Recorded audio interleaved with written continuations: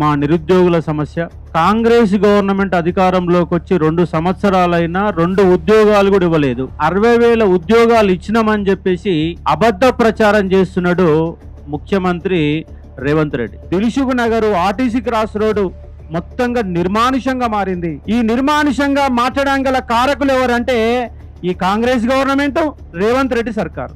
అందుకే మీ సంక్రాంతి తర్వాత మీరు గనుక రేపు అసెంబ్లీ సమావేశాల్లో నిరుద్యోగుల గురించి మాట్లాడకపోతే, ఉద్యోగాల గురించి మాట్లాడకపోతే, సంక్రాంతి తర్వాత ఏకంగా సీఎం రేవంత్ రెడ్డికి చావు డప్పు కొట్టబోతా ఉన్నాం. ఇప్పుడు ఉన్న ప్రస్తుతం ఉన్న కాంగ్రెస్ గవర్నమెంట్ ఆ రోజు మా నిరుద్యోగులకి ఇచ్చిన హామీ ఏమిటంటే, మీరు 6 నెలలు బుక్కులు పక్కన పెట్టండి, వాళ్ళ ఉద్యోగాలు ఊడగొట్టండి, మీకు ఉద్యోగాలు వస్తాయని ఆ రోజు మమ్మల్ని నిరుద్యోగులు నమ్మించి అందరినీ మోసం చేసి ఈ రోజు గద్దెనెక్కింది కాంగ్రెస్ గవర్నమెంట్. 3 నెలల ముందు మీరు వచ్చినప్పుడు ఏం చెప్పారు?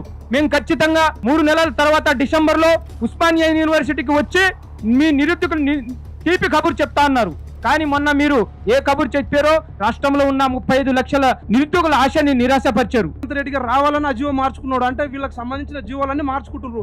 కానీ మాకు సంబంధించిన జీవోలు మార్చమంటే న్యాయపరమైన వివాదాలు అడ్డొస్తాయి అని అంటుండు.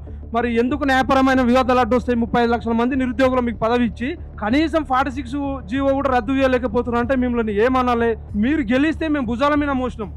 మీరు గెలిస్తే ఆర్టీసీ క్రాస్ రోడ్ నుంచి చిక్కడపల్లి లైబ్రరీ దగ్గరికి మేము భుజాల మీద మూసుకొచ్చినాం. కోదండరామ్ సార్ వీళ్ళందరినీ కూడా.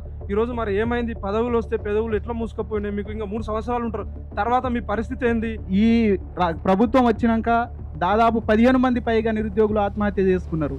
ఎందుకంటే సకాలంలో నోటిఫికేషన్లు రాక, పాత ప్రభుత్వం ఇచ్చిన నోటిఫికేషన్లనే నియామక పత్రాలు ఇచ్చి ఒక వేలం పాట పాడినట్టు ఒక్కొక్క మంత్రులు ఒక్కొక్క సంఖ్య చెప్తున్నారు తప్ప, వీళ్ళు వచ్చినాక ఒక్క జనరల్ నోటిఫికేషన్ వేయకుండా మనోవేదనకు గురై నిరుద్యోగులు ఆత్మహత్య చేసుకుంటున్నారు.